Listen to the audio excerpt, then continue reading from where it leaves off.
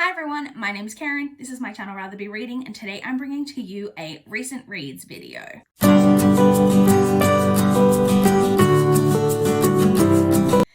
It has been a week since I last checked in for a recent reads video, and honestly, a very slow reading week. So everything I have to talk about, not a single one. So I finished 3 books, which isn't like terrible. Like, there's some people who read 3 books in a year. I understand that that's not like terrible. It's very low for me, and not a single one of those books is a physical book. I am obsessed with the Olympics. I've mentioned it before, and I have not dedicated, there have been days at a time where I haven't read a single page because I've literally been coming home from work, turning on the Olympics and watching it all the way through until I need to go to sleep. There just hasn't been room for much book reading. So let's talk about the 3 things that I did finish, and then we'll get into like what I have been trying to slowly make my way through physically. So the very first book that I completed was Babysitter's Fright Night by Anne M. Martins. That's right, one of the 3 books that I did complete was a Babysitter's Club, although one of the longer Babysitter's Club. This is the 3rd in the Super Mystery series. So this one follows their babysitters as they go on a school like weekend field trip to so I say field trip because that's what it's called in America. Just fun fact, we call them excursions. It would be a school excursion in Australia, but field trip as they're called in America, to Salem, where obviously the witch trials were.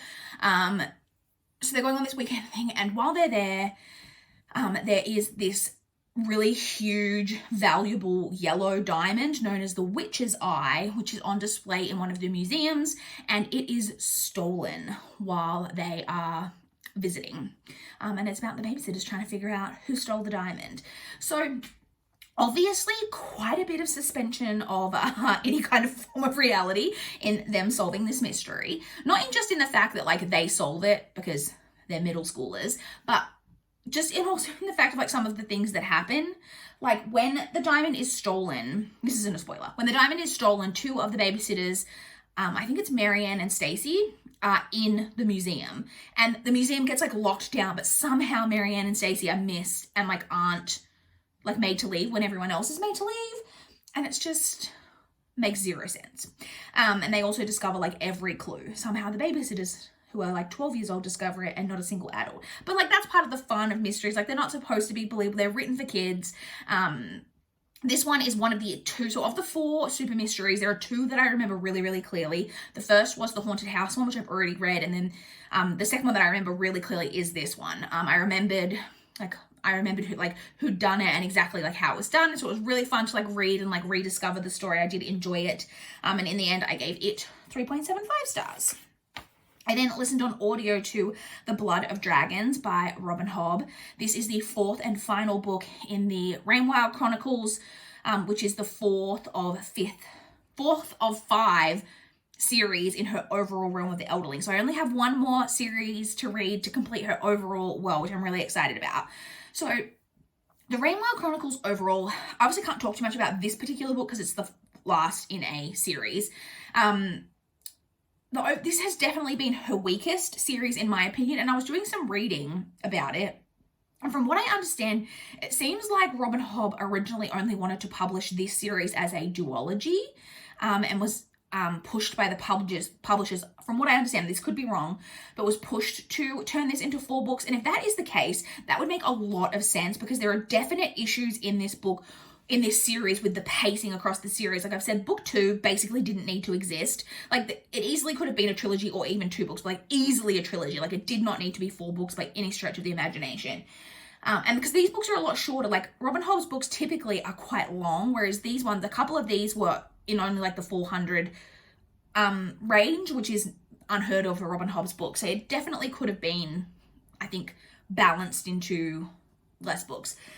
Also be aware that this series has a love triangle, which is not usual. And I will say that I was fine with how the love triangle ended up, but I didn't like the way it was done necessarily.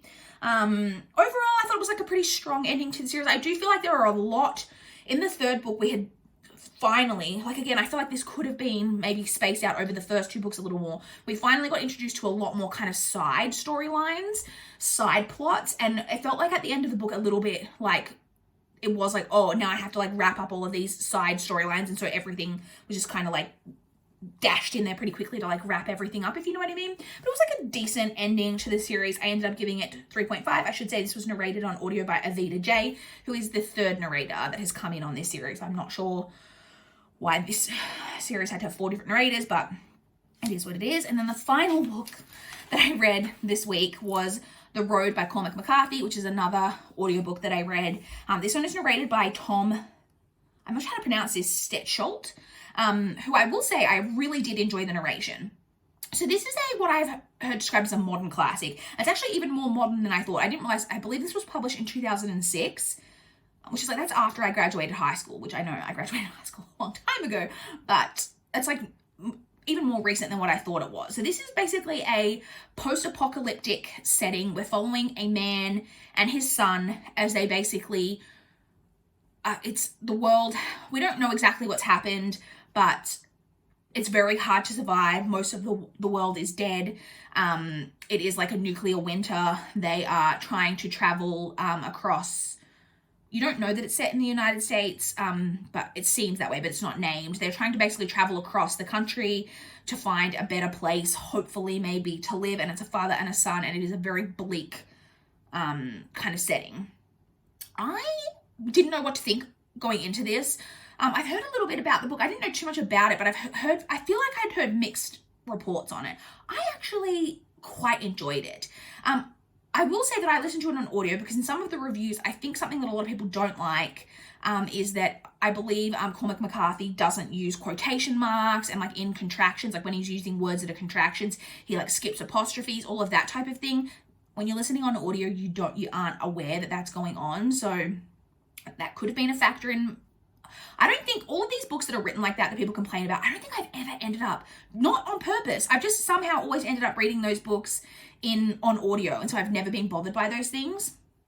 I felt like though the language of this book matched the story that Cormac McCarthy was trying to tell so well, and he creates such a like bleak, stark atmosphere with his writing and the way that the story is told. Like I really felt like I could picture and like could feel how like desolate the world was, and like the relationship between the father and son, so they're not named, it's just the man and the boy, is, I don't know how he made it like such a poignant relationship, poignant relationship, but he really did. It really worked for me. I ended up giving this 4 stars. I was pretty impressed with it. So that's it. That's all I read. So I was reading, before even this week started, I was reading The Passengers by John Mars. I started that book on the 31st of July. That was right on the day that this week started, and I still haven't finished it. I've only read like 100 pages, literally 100 pages in a week. That's how slow my reading has been during this Olympic period. But the Olympics is coming to an end in the next, I think it finishes tomorrow. So I will get back to normal reading. I'm actually really enjoying what I've read of The Passengers so far. I just have not had the time to dedicate to it. And also like even my audiobook listening, The Blood of the Dragons is not that long. It's like 16 and a half hours, but I just had very little reading time this week on audio, and so I maybe would have got through more audiobooks, but I didn't, and then I just like wasn't focused on reading in my non-working time, and so this is what we have. But yeah, hopefully I will definitely finish The Passages in this upcoming week because the Olympics will be over and I'll be back into my normal reading schedule. I would love to chat with you guys in the comments down below if you've read any of these books, if you've got any thoughts, or if you want to chat about what you guys have been reading recently. I would love to know. Please like this video if you liked it. Please subscribe if you want to see more from my channel. But that is all I have for this video today. Bye guys.